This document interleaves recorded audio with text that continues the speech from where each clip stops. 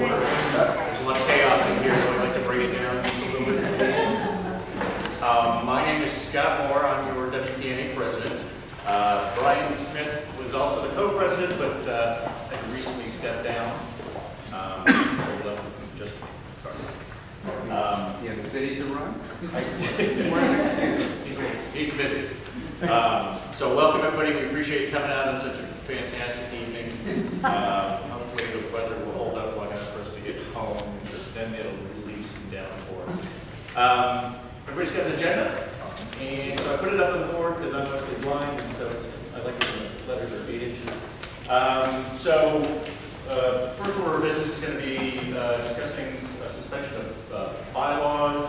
We're going to have a public safety update from Lieutenant Ross, who's always ready to come out and speak to us at all of our meetings. We're going to have a little discussion for the past and present. WPNA, you know, what has happened in the past, which way we're going forward in the future. Trying to get more, although our membership is way up, we're not getting as much volunteers, so it's difficult to get a lot of things done when there's only 3 or 4 people trying to get those events put together. So any of your neighbors, anyone you know that's not involved, try to get them involved. We appreciate you guys always coming out here. For the most part, these are all familiar faces. And in fact, if you don't mind, we just take a minute and introduce ourselves. If you just want to say your name, whether or not you're a member of the WPNA. My name is Scott Moore, and I am a member. It's Scott. I'm Pete Sheen. I'm a member, and I am currently an officer as secretary. I'm Steve Durbin. Stand up and turn around so I can tell who you are.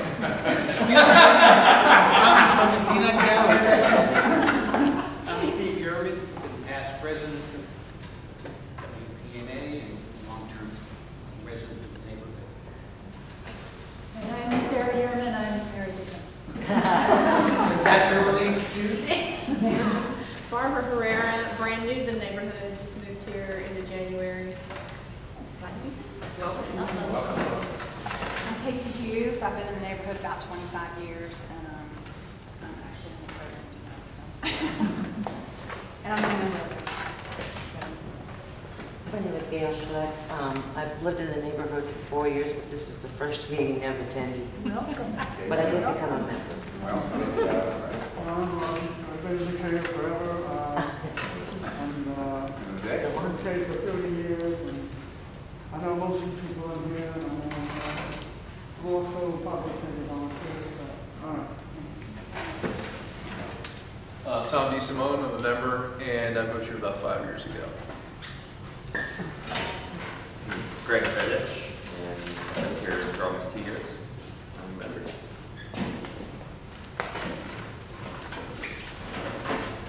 I'm not sure why you're looking around.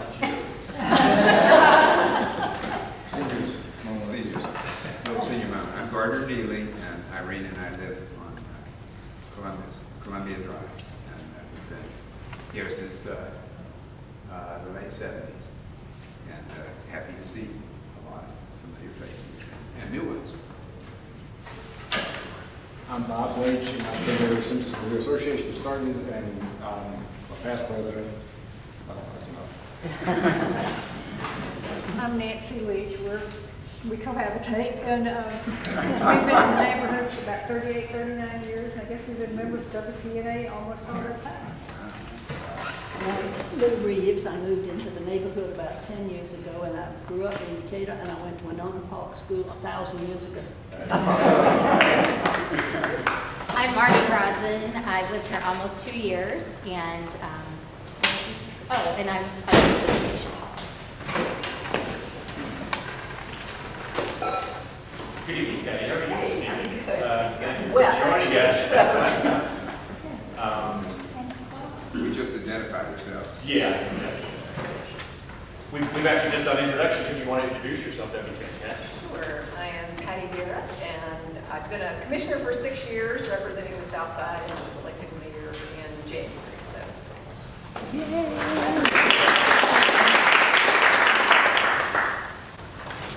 good, Bob? Yes, it's not. Sarah.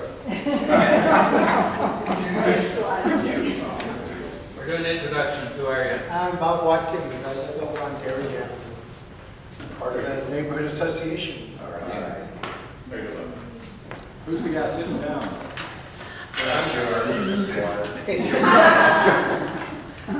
I'm Seeger, and I've been in the neighborhood since '02, and I've been involved with the WPNA as an officer since '05.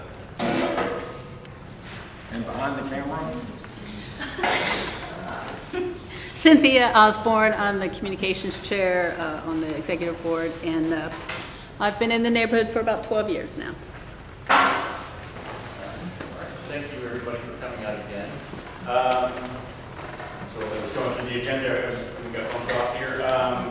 Casie Hughes is going to give us a presentation this evening for about 20 minutes. Then we'll get the committee reports for social communications, community outreach, treasurer membership, and product. Let's see, all of those things run together. We do have an opening for the social chair. Anybody feeling a little rambunctious and wants to jump in, feel free. And then later on, at the end of the agenda is going to be the elections for the executive board. And so, first order of business, I guess most important is the raffle for the door prize. I guess it's really why you're all here, so we wouldn't want to forget that. First order of business is, according to our bylaws, we are supposed to have our first meeting in January. Unfortunately, we had to postpone that and delay it until now. And with that meeting, we're supposed to elect our executive committee. I'd like to pass the motion that we waive that particular bylaw for the 4th month. Can I get a second? Second. All in favor? Aye. All opposed? That's passed. We want to get into the bylaw change now or later? Actually, it'll save time as long as you've got it up there. We also have written copies of these. In order for us to change the bylaws, we have to present the proposed change at one meeting and then vote on it at the next meeting. So the purpose tonight, the executive committee has decided that we're hard up enough for people that we don't need to be kicking them out of office after serving for 2 years if they're still willing to serve. So we would like to get rid of term limits for officers of the organization. And so that's what the term strike-through is that you see up there. And the other item is that this is about the 4th time now when circumstances have been such that we've had to have our first meeting in February instead of January. And when I was researching the suspension of the bylaws to make what we do here tonight legal, I noticed that technically you're not supposed to be able to suspend the bylaws unless 20% of your membership is present, and then 75% of that 20% has to approve the suspension. We've never had 20% of our membership present at a meeting, even when we only had 50 or 60 members, and now that we have 200, it's pretty hard to meet that threshold. So the other bylaw change that we're proposing that we address at our next meeting is striking the language related to having to have 20% of the members present. So our bylaws require us to present those to you for edification, and we are doing so. If the room wants to have any discussion about that, you're entitled to do that. Other than that, we just have to discuss and vote on these changes at our next meeting. Would it make sense, instead of January, in that first line, to just say at the first meeting of the year? In case this comes up, in case we're not in January anymore next year for some other reason? I think that would be fine. I think it's really just getting in between that first month, then we'll do that. I think the goal was when we changed the bylaws last time such that we cut from a mandatory 5 meetings a year to just 2, we wanted to retain the January language because we felt it was appropriate to have a budget that was voted upon by the membership early in the year and officers elected early in the year. So I think that the thought process at that time was that it was important to try and have a meeting in January. And so that reference to January isn't in just one place, it's listed in several different places in the bylaws.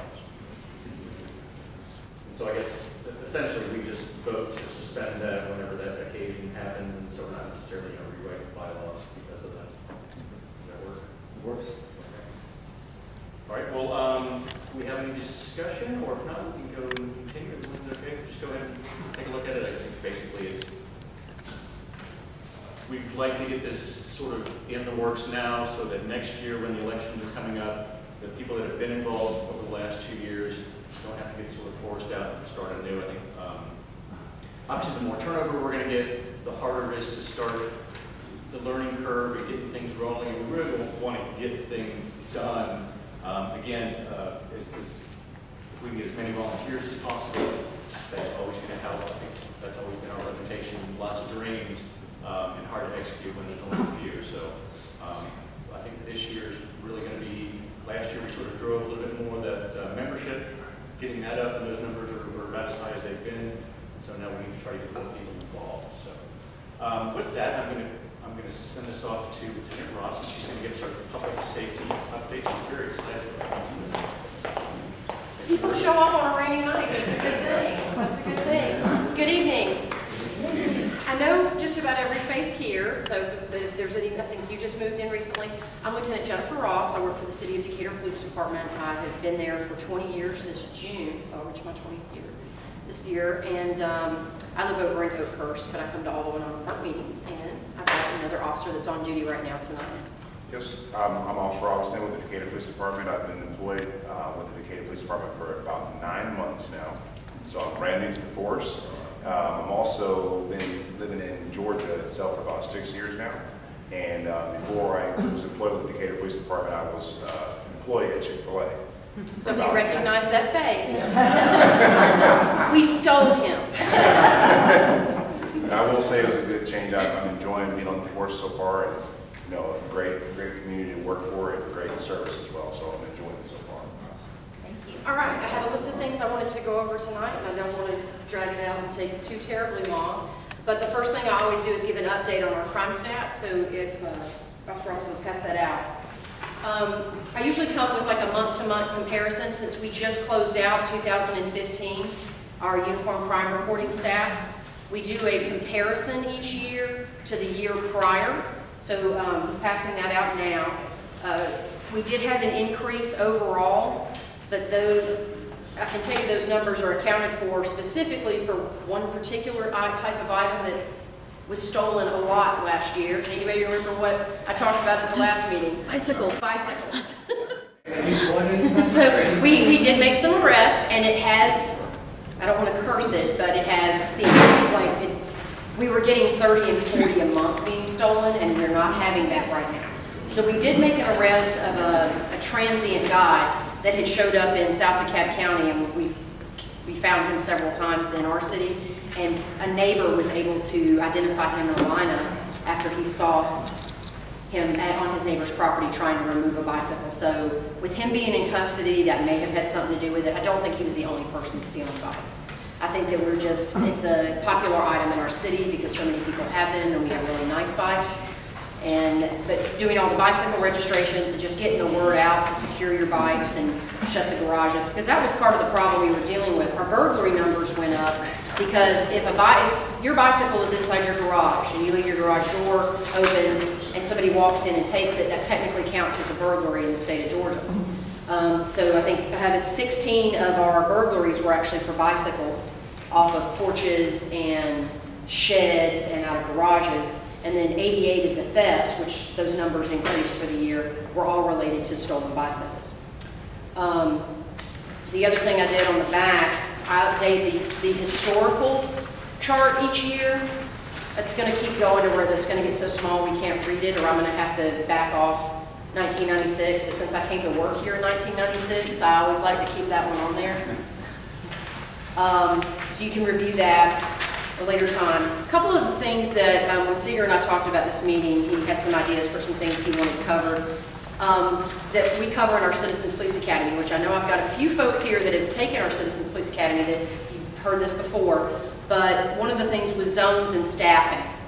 I always often ask, how many officers are on duty at any given time, and what is your response times, and things like that. Our average response time for 2015, when we pull the numbers, is 1 minute and 50 seconds.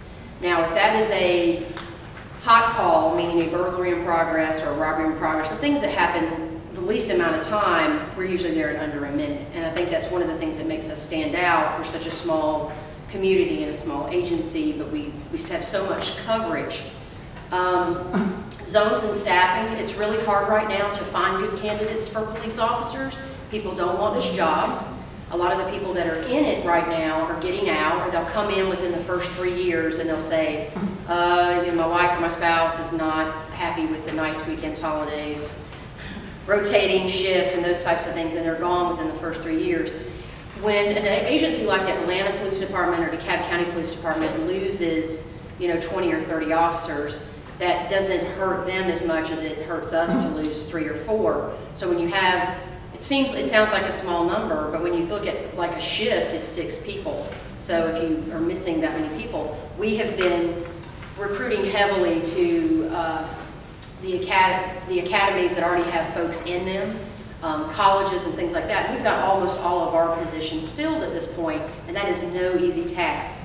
But for staffing, one of the common questions that we're asked is, how many officers are on duty at any given time? Typically 5 or 6 patrol officers are on duty at any given time in a 4.5 square mile radius. In addition to that, we have the downtown business district officers that are here. Their schedules stagger to when the square is typically busy with all the businesses, 2 school resource officers, and then our detectives division. So if something happens, big when there's detectives on duty or the square officers or the school resource officers on duty, that's why you'll see 6 or 7 cars show up at the same time, because if we potentially have a robbery or a burglary or something very serious like that, that's one of the reasons we have a better chance at catching folks, is because we have enough people to flood the area to get people, caught. To give you a point of comparison, a friend of mine that works for DeKalb County Police Department covers the area just outside the city over in the Parkwood area along Ponce. His beat bumps up against our line. And I asked him one time to bring me his map and where his beat was and let me make a copy of it, because I know he's the only officer on duty usually in that area. And it runs from that area all the way up to Dresden. Does anybody know where Dresden is? It's approximately 24 square miles. So you have one officer covering 24 square miles most days, whereas we have 4 to 6 officers covering 4.5 square miles at any given time, plus all of the extras. So if you take Citizens Police Academy, we'll do the whole visual, but when you hear that we have such a faster response time, that's the reason why. It just has to do with size and the amount of officers that we have. Did anybody have any questions about that? I was thinking when you talked about all the police cars showing up, I forgot the term, but how police officers don't care, like backup calls. Right. You always have to have a backup. Yeah, so it's the way that the carriers. Yeah, and I mean, when officers are on traffic stops, you need to have it. And that's why we don't, I believe that's one of the contributing factors to why we don't have officers killed in the line of duty the same way other agencies do, or hurt. And it's because you typically always have a second officer. But the flip side to that is when I'm reading on the blogs or we get emails saying, why is there so many police cars on one call? And that would be why. There's a reason behind that. And also, if people looking to break into something or to be predatory or driving through the city and they see 2 or 3 police cars on a traffic stop and they say, I don't want to mess around right now, I'm perfectly okay with that. Perfectly okay with that. If that is a motivation for someone driving through our fair city to not commit a crime, then that's great. The other thing I wanted to talk about for just a minute, because it's been a hot topic in the media, is, and I don't know if anybody saw the AJC article about it today, is motor vehicle pursuits, police pursuits of cars when they run from us. Anybody see the story out of College Park a few weeks ago where the grandmother and the 2 grandchildren were killed? And it was because of, it was the result of a police pursuit. I just wanted to go over for a second what we can and can't chase for, because I've, had people get angry with us because we did not chase a burglary suspect. And that's because by policy, we can't. And if an officer violates that policy and chooses to do so, they can be disciplined and fired, or they could, if they cause somebody else harm, they could be criminally prosecuted. So I like, to take these moments to educate. Officers can only legally engage for us in a pursuit if it's related to a murder, a rape, an armed robbery, an aggravated assault, an aggravated battery, or a kidnapping. So when you think about the things on a daily basis that our officers do, where people take off running, and it's frustrating. I can tell you from experience, you're using the laser and you get somebody speeding and you're like, oh man, they're speeding through my city, and you pull out and you go to stop them and they take off at 100 miles an hour. Your immediate thought is, what have you done? You're doing something other than speed. What's in the car? Are you wanted? You're gonna hurt somebody if you continue to drive like this. But if I decide I'm going to violate the policy and chase that person for speeding, through Decatur, especially with as much residential as we have, it's not safe to do. So when you hear people make the comments or question why we didn't chase somebody for breaking into a car or stealing a car, that's why. Because is it worth what can happen in the end for a family to basically lose all their children, their grandmother, and everything? It is not whatsoever. And even if we have a situation like this where somebody's reported an armed robbery, if the roads, the weather, there's children in the car, there's other factors that we have to take into consideration. I've called off a chase on an armed robbery before because I had a carload of teenagers that were hitting other cars. So I was well within my right for what type of crime it was, but they were going to kill somebody. And it's hard to stop and let them go, but we got them in the end through other investigatory ways. And when everybody gets frustrated and they go, oh, you're just letting them go, and they know it, and I'm like, nobody is more frustrated with that when it happens. And we are, absolutely, positively promise you. Can the Cat Police pursue? I will tell you that based on the Metro Atlanta pursuit agreement, they have pretty much identical the policy that we have. So if did anybody see the article I'm talking about in the AJC this morning? A bill was introduced into this morning about making it illegal for officers to chase. So policy is what dictates what we can chase now, but in light of all of the accidents and people losing their lives, they're trying to make it illegal. So there's an AJC article that came out today. I just noticed it before I left the office. All right. Anybody familiar or saw on the blogs or anything, the Chief's 3-year strategic plan that he's been working on? I think there was a copy of it that went out on one of the blogs. It was the beginning of it. It's not finalized, but I just wanted to go over a few points that I think are kind of the larger points. Chief Booker, when he took over, he did a 5-year strategic plan, then he did another 3-year, and that was all done internally within the department.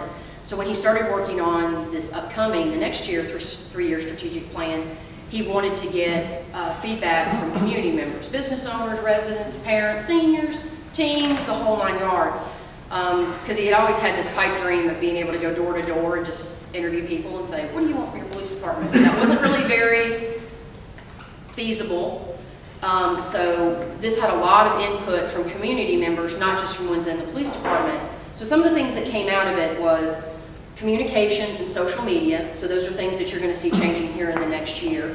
And I've been questioned as to why we're not on Facebook and Twitter and things like that. And we're very much about taking a step back while everybody else is running toward the new fangled thing before we get lost in it. And there was a lot of court cases surrounding police departments and law enforcement and public safety on social media that had not been settled. And in the last 3 years, some rulings have come out, so now there's some guidelines. So that was one of the reasons. The other reason is it's Decatur, and we never wanted to have everything that we do be on social media, and then you lose the human element, like us coming to meetings and getting out and talking to folks. But that is something that the community has voiced that they want. They want to see us on Facebook and social media, so that's something that you're going to see coming out in the next little bit. But we want to be very strategic about how we do it, because our teenagers on Facebook like they used to be, where are they on? Instagram. Yeah, so you have to pay, you have to, if you want to try to, be everything to everybody and get that information out, there needs to be multiple platforms. The other thing is technology. I don't know if any of you read the articles or things that went out where we were going to body cameras on all of the officers, but a new type. We actually started using body cameras on the officers many years ago when they first came out, because a lot of our officers are on foot or on bicycles, and so the in-car video wasn't really helpful for those officers. But they were the very first generation clip-ons, and anytime you moved, they, you know, if you take off running after somebody, you're being beat in the head with it. It was just, and then if you tried to watch the footage, you would get sick watching the footage. So it was, but that was the first generation. And so that's the kind of one of the big topics and issues in policing today. And we've been using them, but now we have gone to the second generation where they've hopefully worked out a lot of the bugs, and this is your tax money. So I want Officer Robinson to show. These are now mounted inside of our uniforms. We chose a company out of Decatur after we looked at a lot of the different companies. It turns out that utility body-worn cameras, their corporate office is in downtown Decatur. So you see how that just, so what does that look like to you? Cell phone technology. So there's no longer this big giant thing clipped onto you that's flapping around. And because it's based on cell phone technology, there's a couple of things we can do with this that we couldn't do prior. You know how when you're looking at your cell phone one way and you turn it, the screen turns? Well, that technology allows now, if something happens to Officer Robinson and he's on the ground, if he goes horizontal, that will automatically cut the camera on, so it'll start filming what's happening to him. So it has that type of technology. Also, if we have something critical like a child missing or somebody, an escaped prisoner, we used to have to send things out to the officers in their police car. Well, what if you're out on foot? So now we can send the photos directly to this, and the officers can just pull them out, and while they're walking or searching or talking to people, they can look at it on their person and not have to try to get back to a car or wait for somebody to deliver them a picture. And also the downloading. Just the little things that you don't think about. The old ones, we had to wear it for a little while, and eventually, and we work 12-hour shifts, so if you fill it up pretty fast, you have to go back to the station and plug it in and wait. These automatically download through servers, secured servers, so you're not having to take it out and do something with it. It's up and running for the 12 full hours. And so, I mean, it's basically just it's a cell phone. Yes. And you don't get sick watching the footage because it's bracketed into your body. Except whoever's watching that footage. Right. You can go actually online and to that company, if you Google them, they're on, I can't remember the site, but if you just Google them, it comes up and it shows side by side the same view of an officer taking off running with their camera and the old flapping cameras, and it's very different. One of the last things that I thought kind of stuck out to me, just because of what I do, is youth engagement. That's one of the things that came out of strategic plan of teens. A lot of them say there's a ton of things in this city to do if you're a child. There's a lot of things to do in this city if you're an adult. But for the teens, I just sit on the square and hang out with my friends, and then people complain about it, and then the officers come over and tell us to quiet down or to move along. So we're looking at doing more teen programs, events, hosting and sponsoring. We've got a movie, I don't know if you've noticed, there's a movie screen on the City Schools of Decatur building that sits in that little courtyard area between the police department and Ebster. So we're looking at hosting like a movie for the teens and us host that and spend time with the teens. So youth engagement is another big part of the strategic plan that's coming up. And one of the last things, oh, I skipped something on technology. The other thing that we're looking at but have not implemented yet, like the body cameras, is PredPol. It's called, this is the company's name, but there's different companies, but it's called predictive policing.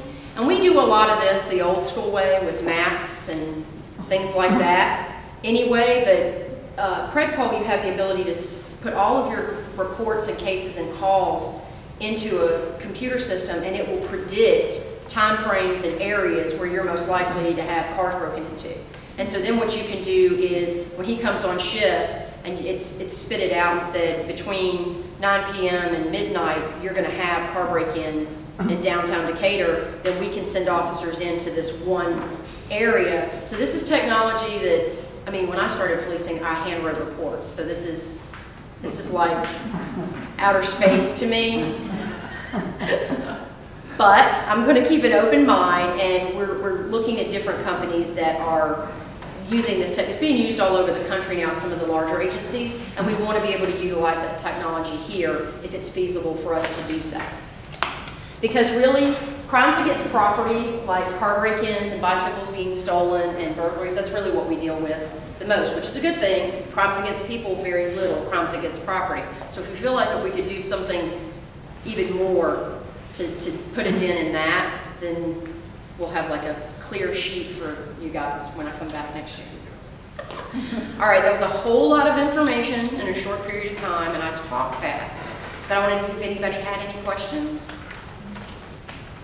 I wanted to know, is there any discussion in the strategic plan about responding to bicycle incidents? We started tracking bicycle incidents separate from car incidents because you have to follow what the state says when we're reporting accident data. And we started pulling out bicycle and pedestrian accidents years ago so that we could go through and pull the numbers and see. So that's something that we're already doing, and we're just not having the numbers that people talk about on social media. We have very minimal accidents involving cyclists and cars in the city, which is kind of unusual because we have so many cyclists in the city. I'm not here. So this is something that we're looking at, but is, and also part of its infrastructure, and that's why on the traffic calming committee they've got police, fire, public works, city hall, a lot of different people working on that together, because I know one of our captains is on that. It would be really nice if when I call and say, somebody really just tried to T-bone me, and here's their license number, and here's where they're going. If somebody took note of that. I can't, and here's the problem with that. I cannot, it almost hit me, and an officer not seeing it and being present there to testify to it, I can't write a ticket for that. And I get those types of calls all the time, and because I've had cyclists ask me if they could film it with their GoPro, like the violations of the 3-foot rule, and then turn it over to police and then an investigation, and it can't. Because we have to be able to see the infraction. You can't testify to something for me to write a citation like that. And so and part of that is there needs to be changes in the legislation about how the laws are written, the traffic laws are, to give us more teeth to be able to enforce them. Because the 3-foot rule is one of the world's worst about us being able to enforce that. Yeah, the difficulty for, when I call, I often get a response of, would you like an officer to come out and talk to you? And say, I don't need counseling. No, they're required, just know that they're required to ask you if you want to meet with an officer. Because a lot of people call the police because they just want us to be aware of something. And then some people call the police, but they do not want us to make contact with them whatsoever. At all. They don't want to be talked to, they don't want to be met with. So the dispatchers are required to ask, do you want to meet with an officer to make a complaint about this? The dispatchers are sitting in a room on a console with these mics in, and they're monitoring your phone call, all the other calls coming in the police department, they're monitoring fire, police, and trying to dispatch EMS. And so the only option that they have and that they're required to do is to say, would you like to meet with and speak to an officer? Because they're really just a nerve center. There's not anything that they can, and they can't stay on the phone for prolonged periods of time when they're supposed to be monitoring others. I don't want to take up an officer's time to just sit here and commiserate. But if there's a certain location, and a lot of times with cyclists, they ride the same routes often, and they're having problems in the same area around the same times of day, and those are things that the officers do need to know about. So because then we can divert somebody to be monitor an area. Both I and my coworker were hit in the same place in the city, and we asked that there be a signage improvement, and nothing changed. What is the location? It's the exit for the MARTA buses on the Ponce from the Avondale station. Both I and my coworker were hit on successive days. Okay, and that's one of those things where any of these types of complaints where like residents or like people are running the stop sign or people are hitting cyclists in the same place, that's why we have the process now, the protocol through the traffic calming committee, because what ends up happening or what has been happening historically is she calls me at the police department about a traffic issue, and then she calls public works about a signage issue, and then you call city hall. and then somebody else calls another department. And so things were not being funneled together to be worked on, or you would have 4 different departments trying to work on the same thing and not know about it. So now what we've done in the last year, and I think you've been getting presentations, we funnel all that down to where things are actually going to be able to be happening. Because for us, sometimes it's not a police issue, it's a signage issue. Right. And so, yeah, and the signage issue is being pursued by John Matajuski, and then he retired.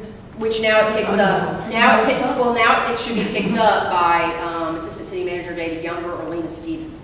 So if you email those folks and make sure that you're on the spreadsheet as to what it is that we're working on, so that things don't get lost. Okay, and I didn't want to bogart any more time, but Gardner. Hi. The question regards follow-up from our some of the crosswalk or the calm camera, calm Columbia Drive issues. And what I'm specifically interested in is, do the police use an electronic your speed is anymore? Yes, but there's a waiting list of traffic calming requests because so many neighborhoods across the city, from the very tip of the north all the way down to Candler and Columbia, and they recently purchased a second one so we can have multiple ones going. But what happens is that's why we had to funnel it, because we have to triage and prioritize and make sure that everybody, so it's not going to happen exactly when you want it to happen, but Lena Stevens keeps track of that. So as we get requests for the Your Speed Is sign, we have to put it up for a certain period of time, and we have different things. We have the Your Speed Is, but we also have the box that just does the counting, which is separate from when you're trying to figure out if you have the certain percentile of people speeding in the area. Those are 2 different pieces of technology. And so you just have to make sure that is South Columbia on the radar of the traffic calming committee. It comes down to, is everybody in the neighborhood complaining about it, or has somebody followed the formal protocol to make sure that the area that they're talking about has been covered? And so that's what you want to make sure of. And the person to contact about that is Lena Stevens, because she's... I just want to mention about the calm camera that we did meet with the State Department of Transportation, and those of you who walked that morning of like walk and walk and walk and be counted, they did take note of that, and so they are going to put in another crosswalk on South Candler, and it is going to have some type of lights.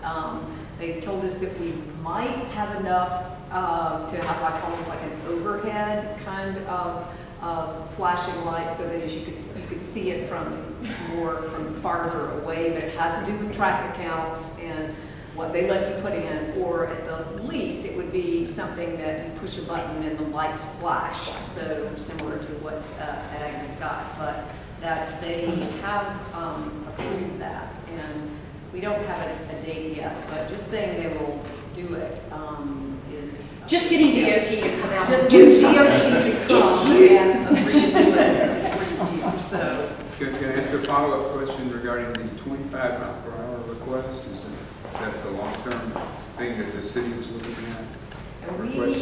We have we got a pilot project over in Decatur Heights, and they got 3 streets approved, and we are, that is what and we mentioned the fact that every street in Decatur is a residential street, regardless of whether it's Candler or Columbia, or people live on the busy streets, and so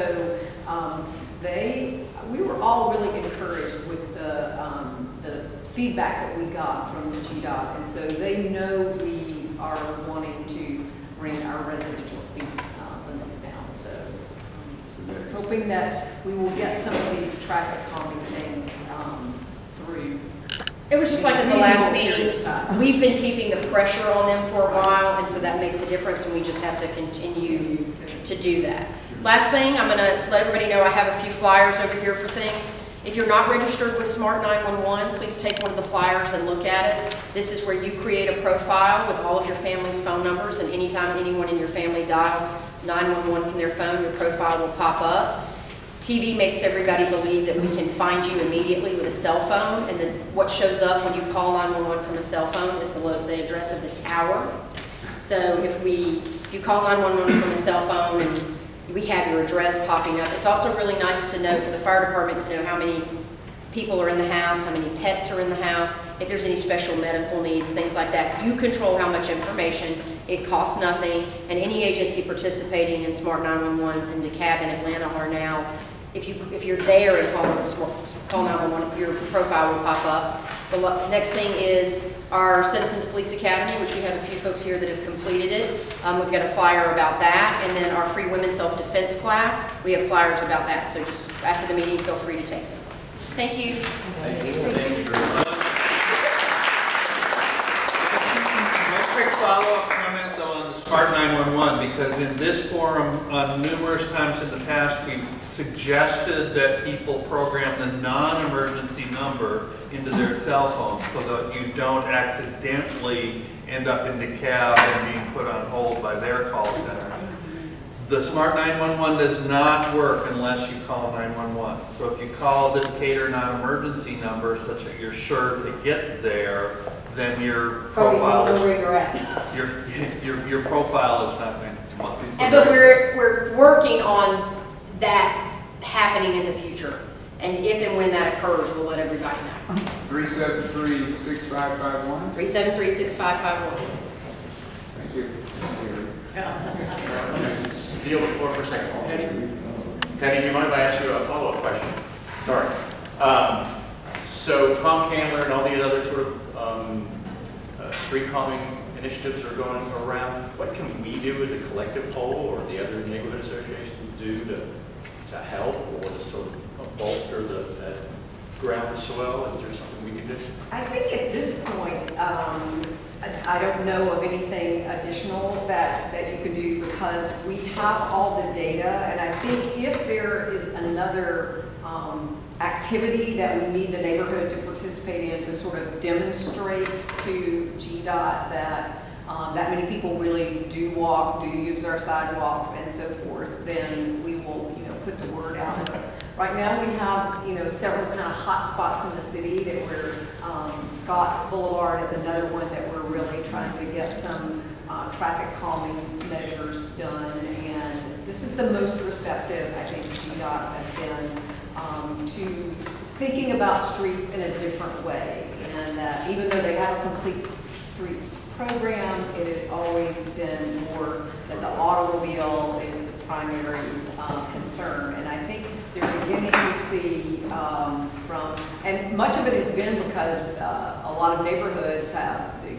have been involved, and they see, and we tell them as elected officials and as city employees, we are hearing from people all the time about this. And if GDOT's position is that we want to make streets safe, and we want people to walk and to enjoy, biking and walking and driving safely, then they need to help us make that happen, because we said, we're getting pressure about making this happen, and our hands are tied sometimes. And so, but thank you for asking, and we will definitely pass that message along. So through all of this, I think we always sort of, toy with the idea of, what can we do? I know some individuals have taken over and sort of business spearheads for that. How can we help when you get all these people together? So, right. Okay. We'll be here. Okay, thank you. Well, next on our agenda is WPNA past and present. I'm going to let Seeger start with the past, because Seeger is our walking historian.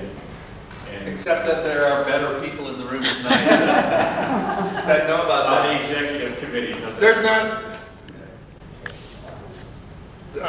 Bob Leach was the original WPNA president back in 1977 when this organization was created, and he and his wife, and probably the Yermans to some degree too, and the Purdums and those kinds of folks led what actually eventually became as a neighborhood movement within the city of Decatur. And there are a whole bunch of newsletters that cover the time period from 1977 through 1982, monthly newsletters, and we've scanned them all to PDF. They were donated by Nancy Leach, and they're all on our website. And I read through them to do some research as I was preparing that project. And it was just fascinating to me to read kind of the motivation for forming the organization, all that kind of stuff. And what I found and what I've also been told is that the organization like ours led to a lot of things that are taken for granted right now as being part of citywide things. Concerts on the Square, the Neighborhood Alliance, all of that kind of stuff, all those grew out of neighborhood grassroots movements that all started here with the WPNA and eventually grew to become the Neighborhood Alliance. And I'm fascinated by that whole prospect. So spend some time on the website, go look at some of that stuff. It's also a lot of fun because you know, you see things like house for sale on Inman Drive, $35,000. and things like that. So it's really fascinating. Do y'all have anything that you want to add? I think that's great. And keep pushing people to the website. Some interesting stuff there. So I think I touched base on it when we first came in, when we introduced. As Seeger said, I'm not sure everybody heard that, right now our membership is as high as it's ever been, at least as far as, you know, the recent past. So membership is good, and that's something that we've been striving to do is get more people signed up, get more people to be involved, become members. And now I think the next step we need to do is try to get them more involved. Because it's not the executive committee's group, it's your group. And so how do we keep everyone engaged, involved? And I think part of that is going to be, you know, how do we vary the activities that we try to promote?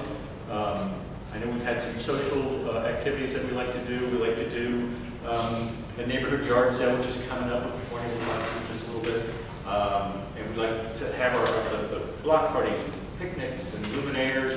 These things are fantastic. We have to also think about what can we do to contribute to our neighborhood to make it better. How can we help neighbors that need us to help them? And so that community involvement is probably something we've haven't really been strongly doing lately. Again, it's hard to do when you're short on manpower and all those things. And so you guys as members, we need you to go out and beat the drums too, get more people involved, and we're going to continue to do that at every chance we can. So again, look for us to kind of do some more things, kind of vary the level of involvement in the community. I think going forward, that's going to work for them. Somewhere that have a good time, have a good party, try to help the community, and kind of keep us all together. So one of the things I wanted to add was you're seeing the community reports that we're adding an ad hoc committee called Community Outreach Committee. So it's to specifically target to improve our activities in that area. So if we got Marnie to volunteer, and she'll talk a little bit about that. Of course, I think that will help to some degree for some of the activities we're going to do this year. Yeah, how do you know, Marnie, we've talked before about welcome baskets, how do you get new people into the neighborhood involved, knowing what's going on, kind of give them a whole sort of, you know, the package of the skinny for the first year that you can sort of, that you don't have to learn the hard way. And again, there's so many new people coming into town, trying to tap into all that energy and that excitement about being in the place. So, I think it is time. I think we're running a little bit late, sorry. One quick comment about the community service event that you've got up there. I've spoken with Leanne Harvey, who organizes the citywide Martin Luther King project. As you know, the city of Decatur has a 3-day help the seniors type of event. It's incredibly organized, very successful this year. They did 32 separate houses. Now, most of these tend to be in Oakhurst and elsewhere, but we, as an executive committee, have talked about adopting a house as an organization for Winnona Park as part of that project. And when I approached Leanne Harvey about that, she said, "Give me a house." If if we have anyone within Winnona Park that is aware of a senior who is struggling with their house, with you know, needing upgrades in the HVAC, if any of you are unfamiliar with this MLK project, I mean, they bring in contractors, there are house captains, they work months in advance in preparing for this project. There are punch lists of all the things that are done, from repair and restoration of the basic household necessities to cleaning up the yard and stuff like that. They get donations from the tool bank for all the tools, and so it's, by piggybacking on that project, we bring a lot of organization and a lot of strengths. But we'd really like to do something that is a Winnona Park focus. So if anyone has any methodology of outreach that would enable us to find a home in need within our neighborhood, I'd really like to get that going with the city. Thank you, Steve. I think at this time we'd like to have Casie present to us. I'm going to read her bio if I can remember at least 3 sentences of it. So Casie's been a long time realtor with Keller Williams. Has been in the neighborhood since 1987. Married with 3 children. Volunteer of the year in junior high and high school. Lots of volunteer work throughout the area. Is taking the 101 class for Decatur. I am. I'm starting out Thursday. And you should know everything about Decatur. Well, hey, thank you very much for coming. And thank you for that. And let me just first of all clarify, I'm a long-time resident. I'm not a long-time realtor. I've been a realtor for about 3.5 years with Keller Williams, but I've chosen to focus my efforts mainly in Winnona Park. This is what I know and it's what I love. As Scott said, my children, I have 3 kids, and I just did this quick little thing, so it's not going to be too impressive. Is it on? That's right. This is my family after last summer, freezing in the face of a volcano. But my oldest daughter graduated from Decatur High School in 2009, my middle one in 2012, and my son in 2014. So I'm a fairly recent empty nester, and so I'm doing real estate all the time. So it's wonderful. I've had a lot of success because Decatur's awesome, and as you'll see from these statistics. So this is just a little bit, I've just focused on the Winnona Park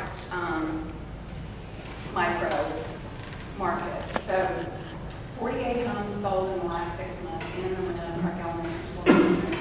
The prices range from $975,000, it's a house on Adams Street, which is in the Winnona Park Elementary School District, to $285,000. And then for condos and townhomes, anywhere from $390,000 to $140,000. And again, this is just Winnona Park. There are townhouses, as you know, in the city of Decatur, like on Howard, that are priced in the mid to upper 60s. The average sales price in 2015 for a detached home was $516,172, so not $35,000 like it used to be. This is what's happened with prices over the last 4 years. They're still going up a little bit. It's probably not going to be quite that big a jump we saw between 2012 and 2013. That represents what happened after the crash in 2008 and 9. Things went down, and then they started to come up slowly, and then in 2012 they just went, and ever since then they've gone up. So, you know, we're all pretty much whole in our houses again if we lost money during the crash. But Decatur never really suffered like some communities did. So, the average days on market in 2015 for houses in Winnona Park was 37. And houses sold at 98% of list price. So, you know, it's a seller's market still, and houses are flying off the market. It seems like they're going under contract in a couple of days. But you shouldn't worry if you're trying to sell your house, or your neighbor's trying to sell your house, and it's still sitting there without an offer after 3 weeks. That's not unusual. It's still within the, you know, average days. So, but they are moving fast still. There are actually 20 active listings is, I think I looked today, a new one came on the market on Winnona Terrace. And 13 of them are new construction priced over $689,000, which is incredible to me. This is the months of supply for all properties. So now I'm broadening. This is now the in-town market. So it's beyond City of Decatur. It is in town, inside the perimeter. This is what the market is like. It's still a seller's market everywhere except over $1 million, and then that is a very strong buyer's market. But you can see here the $750,000 to $999,000. That's what we call a soft seller's market, because a balanced market there in the middle is when it's, it takes about 6 months. If there was no new inventory, it would take 6 months for the houses that were on the market to sell. So right now, we're creeping up to a more balanced market for those higher priced properties, and most of those are new construction. So this is, the gray line is the previous year, and the red line is the current year. And so you can see how, especially that category, everything else is still a pretty strong seller's market, but that $750,000 to $1 million category is creeping up to a more balanced market. Economic indicators are that there is a shift coming. Who knows when? Interest rates are still low, and so there's still plenty of power for buyers to afford property, but someday there will be a shift and interest rates will rise and the market will slow down a little bit. But right now it's still strong. It's still a good time to, sell your house, or especially sell your house because the values are great. And because interest rates are low, you can buy houses if you can find one to buy. That's the problem. This is just the same thing in a different format. These charts are, our office contracts with this company called Chartmasters, and they do this for us every quarter. They do a real careful analysis of the in-town market and then the broader metro Atlanta market, and give us this data so we can really see what's going on in our market. It's really been helpful for us to know what's going on. So that's about it. I'm here to help. My goal is to answer questions and to be helpful. I've got some vendor lists over here. So one of the things that my clients really call on me all the time is the name of the electrician, the name of the painter, or whatever, when they buy a new house. They don't know who to talk to, and so I put together a list, and I'm going to mail it out to all of them. I do it every year, but I've got copies over there. If anybody would like one, feel free. A lot of the names are names that are on the Winnona Park neighborhood list that people in the neighborhood have used. I've used a lot of these people. My clients have used them and liked them, but I'm happy to share that. If you have any questions, I'm happy to answer them about catering. I was curious, based on your feedback, other than being in Decatur schools, why are folks maybe selecting Winnona Park versus other places in Decatur? It's interesting. I think that people do feel like, because there definitely are people who want to be in Glenville Estates, or they want to be in Oakhurst. And I think they just go, and a lot of people will tour the schools, and they'll meet with the principal and the staff, and they'll just get a feeling for it. Winnona Park now is like hot property. For a while there, it was the other side of the tracks, and we were sort of the stepchildren over here. And then there's all this construction over in Oakhurst, and then now Winnona Park is like so cool, because you look at the school ratings, and Winnona Park Elementary School is so great, and that's definitely driving a lot of the sales, I think, recently. But we tell people that the schools are all one big entity. It's not like Winnona Park is any different, really, from Oakhurst Elementary or, Claremont. But we are. Yeah, we're also, my kids go to Winnona Park. Could I ask? Sure. I'll be 70 in June, and my wife and I have been here since 79. We were married at 85. Trying to figure out how to maintain a sense of community if we decide to sell the house. We want to still be in the Decatur area, and I haven't priced any of the senior options. What, can you give me any highlights about either group housing or individual housing? Is there a senior, could we actually be in a trailer behind somebody's larger house? Yeah, it's funny you said that because my mother-in-law moved to Claremont Place down on Claremont across from the VA 2 years ago. And she really resisted it, and she's happy as a clam now. And I've since sold another 2 places over there, and have 2 other people who are dying to move over there. And those go in 5 minutes flat, and you can't ever find out about them. And so I actually had a conversation today with someone who said, we should all pool our resources and buy a plot of land and develop sort of, you know, a senior community here where people could live independently, because that's independent living, but have their meals provided. Yeah, maybe you could bicycle to the courthouse. Yeah. And if you were still mobile.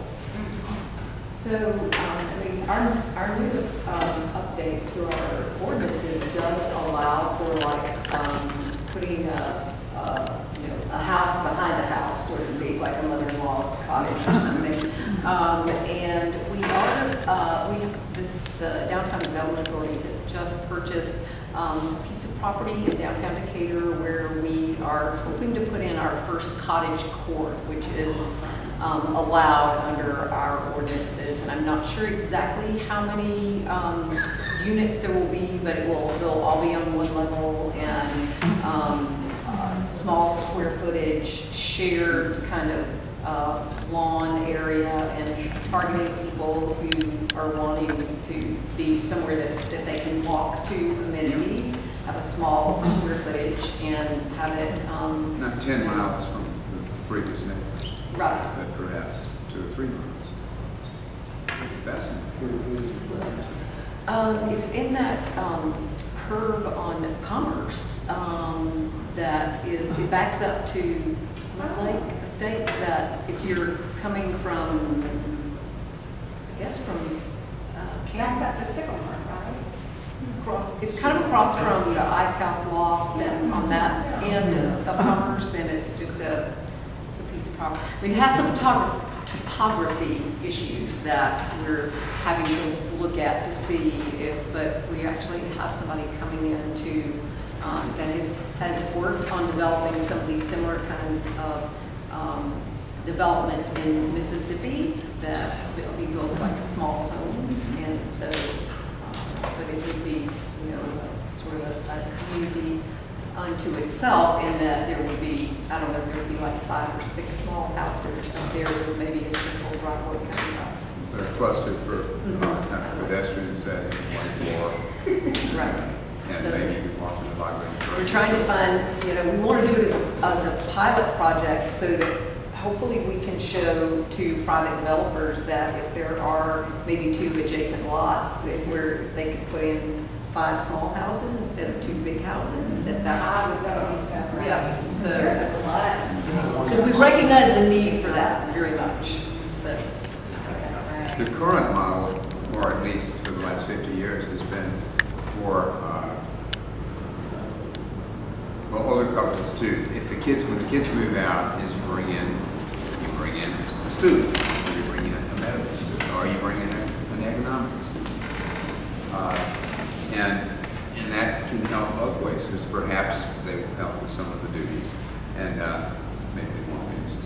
But is that still okay? I mean, to have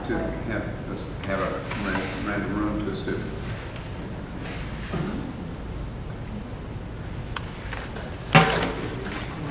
Feel free, if you have any questions about real estate, just shoot me an email or call me or whatever. Thank you so much.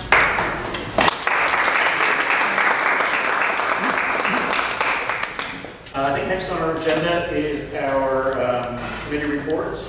Like I said before, we don't have a social chair, so Pete has graciously volunteered to walk us through what events we've got on the books, which ones we're talking about. Obviously, we're sort of in the preliminary planning stages of a lot of things, so we're trying to work some of the details out. So I'm going to hand it off to Pete. Yeah, so I've been active as de facto social chair for the last couple of months. So we did do an event, a different style event, a luminary event this year. So hopefully everyone came and did come. Hopefully you heard good things about it. We did some things a little bit differently to try to get more participation in all the activities, which include the luminaire purchases, the cocoa drinking, all together in the festivities. And what was great for the association is we did very well in terms of membership and how many folks actually signed up during the event.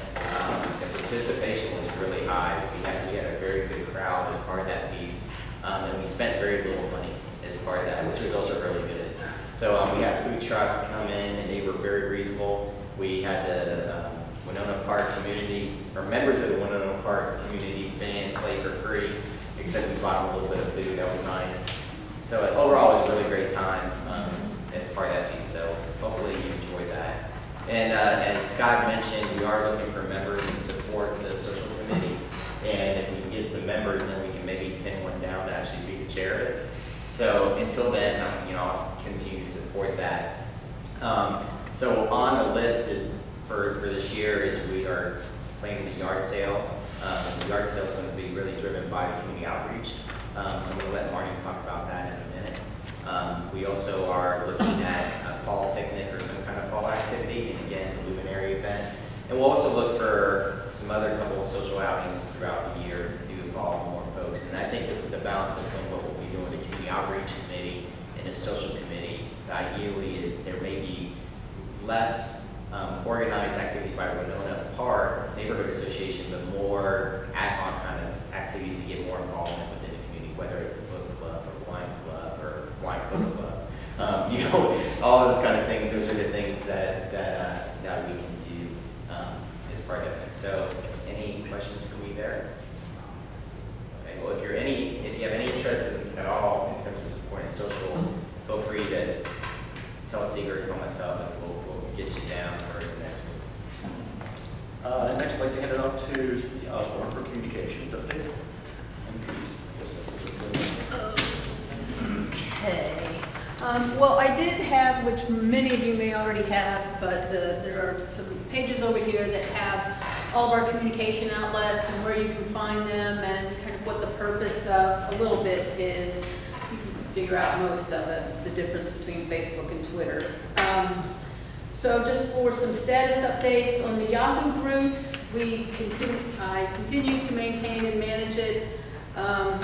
Still working on trying to work up some guidelines for certain file type reminders out to the community, i.e. something came across with Gardner regarding public safety, and then I like the Nation of Neighbors alert. And every quarter or so, I like to kind of resend it like, hey, here's a reminder, Nation of Neighbors, here's the latest alert, you might want to sign up. So continuing to work on that type of verbiage and get it out about quarterly, so when we have new neighbors, they know what's going on.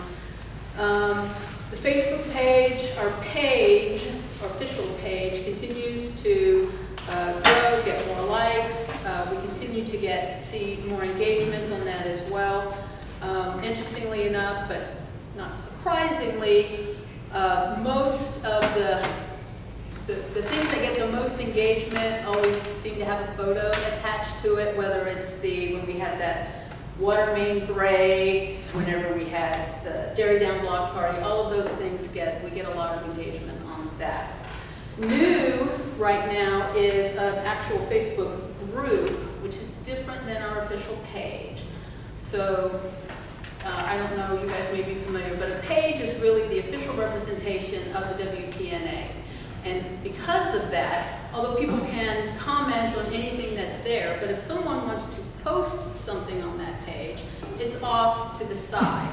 You can still see it, but it doesn't really show up in our timeline. And that's the way a page, anybody's page, is kind of set up. With groups, it's more like the Facebook that you're used to. Anybody and everybody who's ever in the group can post photos, videos, whatever the limitations are. So, Facebook group was created actually back in late 2014, early 2015, But we didn't promote it or really offer it up to the community at that time because there were some management, admin, guidance and issues that need to be resolved and worked through. So at this time, many of those issues have been worked through. Some have been addressed, and it's now up and active and has 230 members. Like 230 members. So that's good. The address for that, it's actually, you can probably do a search, it's Winnona Park Shares, but that is also in the paper that I've provided over there. Twitter is there. You know, we have about 55 followers, up from about 48. Not huge numbers or anything, but if you follow it, you'll get, you know, the updates and things if you like to have it on your phone or whatever instead, or mobile. Next door, Winnona Park. We have, since January of last year, and we have gained 138 new users of next door. That brings us up to 272, so almost, you know, we're getting near that 300 mark. And for those of you that may not be on it, it does offer some things that are a little bit different that the Yahoo groups does not offer, and to some extent the Facebook group or a Facebook page. It does offer like a place for recommendations or classifieds. You know, it aggregates these things, and it is limited to, you have to live in Winnona Park to belong to the Winnona Park next door neighbor. Now, you can connect with Avondale and other, like I think there's a Decatur, some Decatur one also. They're the surrounding communities, Midway. So if there's something, you know, some classified ad that you want to get out, and you don't want to just put it on Yahoo groups, you want it to go out to Midway and Avondale and Kirkwood, you can use Nextdoor to do that. So it's, if you aren't on it, you might want to at least maybe take a look and see if it might serve some of your needs in those areas. On the website, I think I mentioned it before, but I just wanted to mention it again. We did create a video archives page. Right now, the only thing on there is the Allison history piece on there, but we're going to be adding some more, so that's up and running. I updated the membership price on the membership page, updated and the new 2016 membership stuff, and then finally, Nation of Neighbors. Just a reminder, if you're not a part of Nation of Neighbors, I encourage you to sign up. It's where we get our alerts from the Decatur Police Department, and we have partnered with them. They have partnered with us to use Nation of Neighbors. So, does anyone have any questions? All right. Thank you, Cynthia.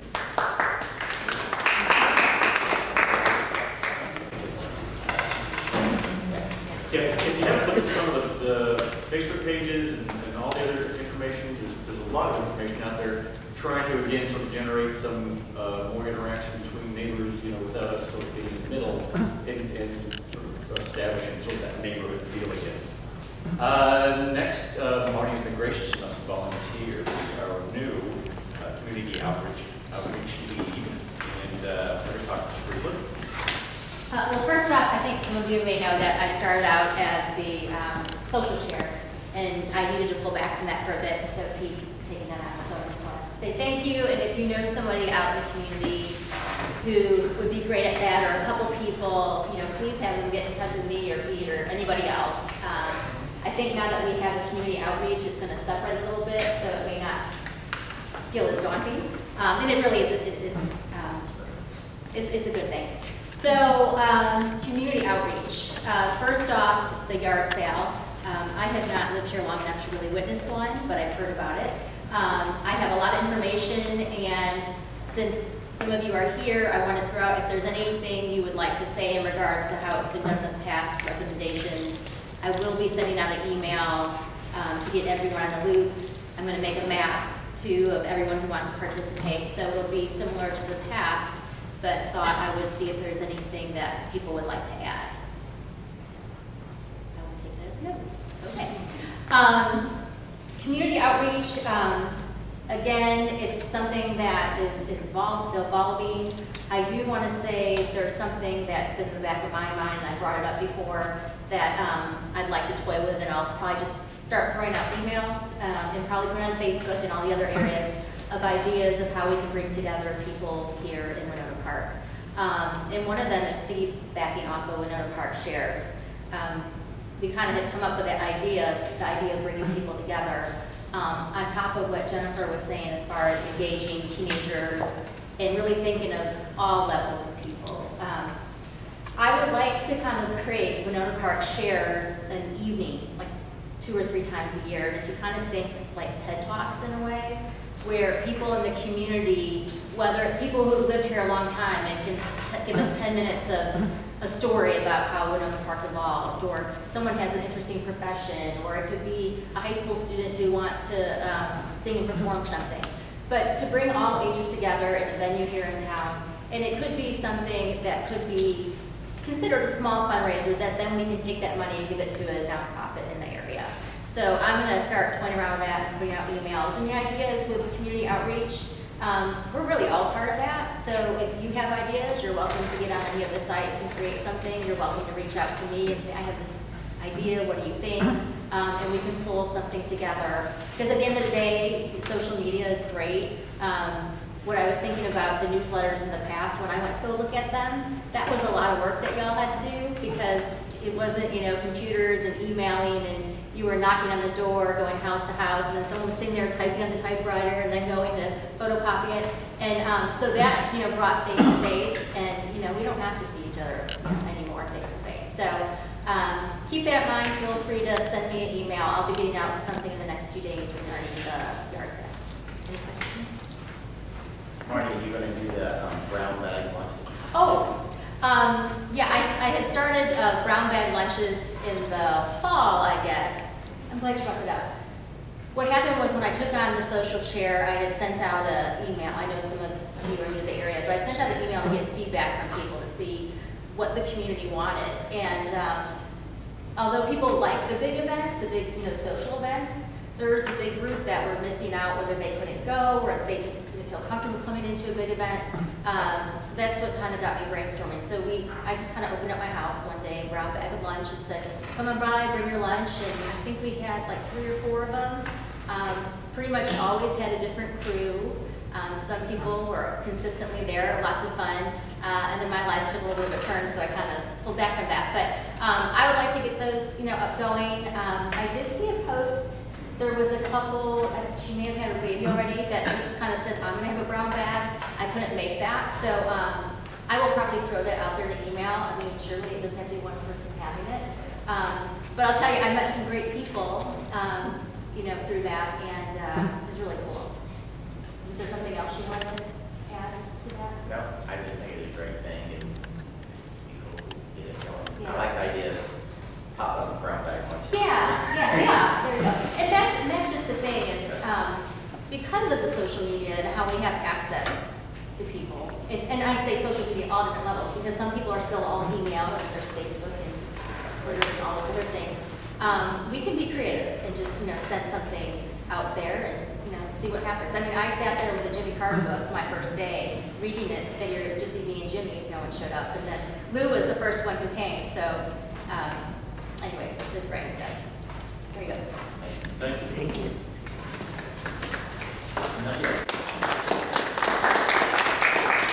I think we have Seeger with the treasurer report.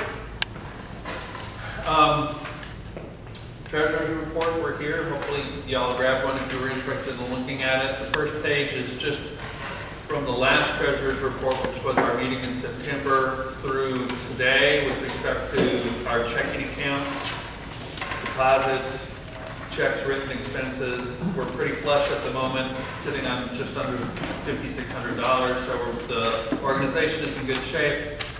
I'd like to point out that by approving the treasurer's report tonight as an organization, the second page contains a proposed budget for 2016.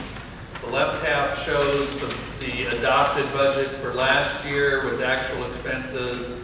We budgeted a lot more income and a lot more expense than we actually ended up doing last year, and we ended up coming out $1,900 to the good for the calendar year. This year I'm proposing a budget that is $4 to the good in terms of a positive budget, And it includes a number of things. By approving the budget, you are authorizing the organization and each of its committees to spend money on a committee-type basis.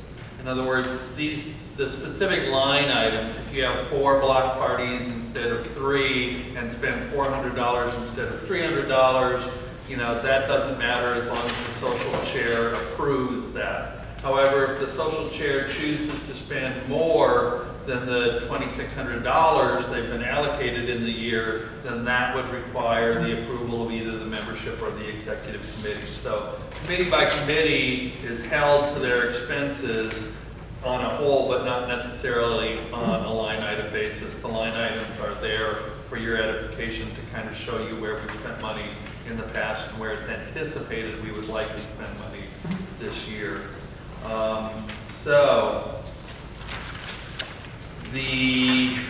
Probably the only other aspect of this that's kind of new is product. In the last year or so, we've been moving into the realm of providing cups and car magnets and things like that. So there's a little bit of revenue stream that's budgeted. We don't make a lot of money on this stuff. We kind of cover our costs and then a little extra. But we'd like to move forward in a couple of new directions. One is we've got a really, really good quote on getting some more banners, house banners printed up so good that we'll probably be able to sell them for like 30 bucks instead of 50 bucks, which we thought that we were going to sell these for. And the other thing that we're going to have a little bit more expense this year in terms of printing and postage is we're moving into the realm of membership cards. We've never done these in the past, and we've never felt the need to do these in the past, but that effort is being driven by a proposal where the Imperial Tavern came to us and said, we'd like to start offering discounts to your members.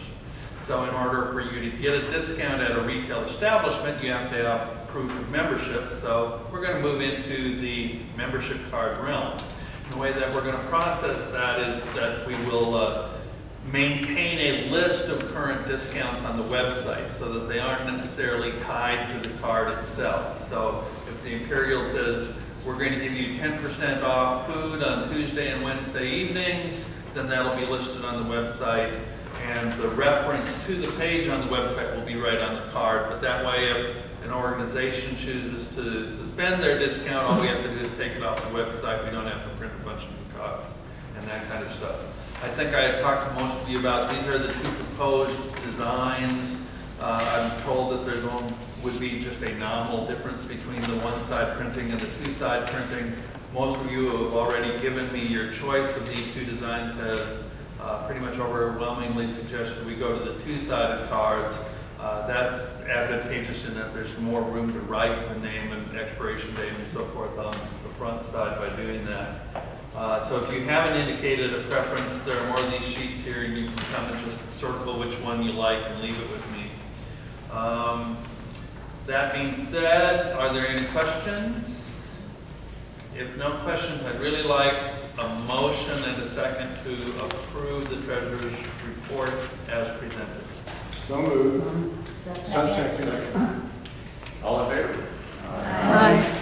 Any opposed? That. Thank you kindly. Thank you. All right. Are we all finished with that particular? So you're all finished? Yep. Next on the agenda is the election of the executive officers, President, Vice President, Secretary, and Treasurer. Again, Vice President was vacated earlier this year. The schedule just didn't work out for her, so she stepped down. I'm currently the President. Pete is currently the Secretary. Seeger's obviously the Treasurer, so those positions are up for election. No, I think we do this annually. Or annually or 2-year terms? Pardon me? The terms are 2 years or annual? The terms are annual. Okay. You can do 2 consecutive years as it stands. Okay. And secretary. I'm sorry? Secretary is also, It's also right. Yeah. Right. So, think we should probably start with the president and work our way down. Because I'm the current president, I'm going to go ahead and yield the floor to Seeger and let him start the nominations for president, and I can probably take back over after this. Do I hear any nominations for the position of president for 2016? I nominate Scott Moore for president. Do I hear a second? Second. Move the nomination be closed. Is there a second to the move that nominations be closed? Yes. Second. Then Scott Moore is hereby declared president for 2016 by acclamation. Good job. Congratulations. A lot of money in the campaign, I'd like you to know. Mr. President. Mr. President for life. 2 years. That's a problem we can take it to. Okay, moving on to vice president, which is an open seat. I would like to nominate, if it's okay, Pete Janine as vice president. Do I hear a second? This could get Pete Janine. Pete. He's got to be vacated. Okay, second. Yeah, my parliamentary procedures aren't as good as his. Yeah. So we have a second. Any other nominations? Move to close the nominations? Second. Second. So I guess we're good. Take it to a vote. All in favor of Pete being the vice president? Aye. Any opposed? The ayes have it. Pete, congratulations. Yes, I appreciate myself winning. Next, we'll move on to secretary. Do we have any nominations for secretary since it's now recently vacated? I'd like to nominate Tom DeSimone. I'll second that. Any other nominations? Move to close the nomination? Yes. All in favor? Aye. All opposed? Tom, you're in, buddy. Next time. Next round. All right. Now you got to give up your raffle ticket. Yeah. No pressure. Yeah. Next we have treasurer. Seeger is vacating his position for moments, I'm hoping. Do we have any nominations for treasurer? Donald Trump. Second. Call him up and let him know. I'm sure you would love that one. I'd like to nominate Seeger. I'll second. Third, fourth, fifth. Any other nominations? I move to close. Close. I second that. Any other nominations? Everything's good. All in favor of Seeger maintaining treasurer? Aye. Any opposed? Seeger, thank you very much. You're back on. All right. And so that concludes our election period. Much more succinct than presidential. Again, if you look at the sheets, we've got some information about other standing committees. Take a look at them. If you know anybody that would like to join and help out, push them in that direction. Again, it's kind of going to be a focal point this year is trying to get more people involved. So, Can I ask the best way to get in touch with one of the officers? I think that basically there's a board, email, or just call. We've got all the email addresses. They're all, right, so president at winnonapark.com. Just generic. Vice president, yeah. Right. Yeah, go onto the website and run our on the agenda was the proposed bylaws. We've talked about that already. And next, the moment we've all been waiting for, the raffle. The raffle. Okay, we have various swag items tonight.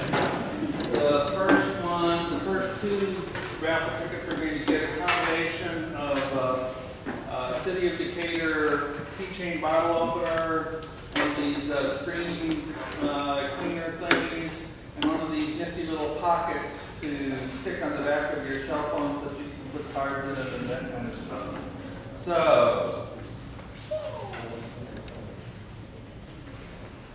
ticket number 211. Roger, you always win.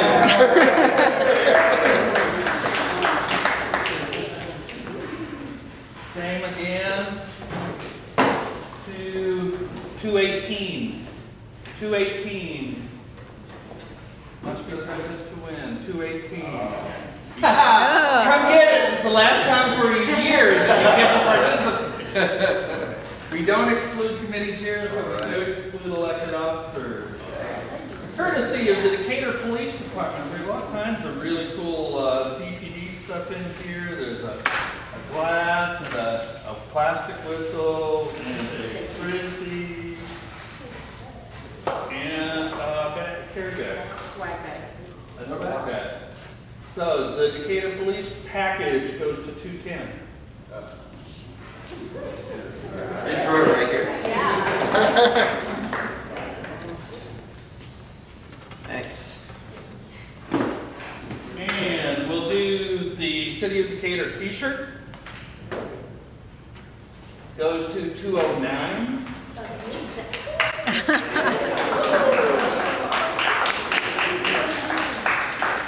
Oh, and you told her that I told her, yeah, you're going to win the next one. And our final item tonight is the City of Decatur front license plate to 208.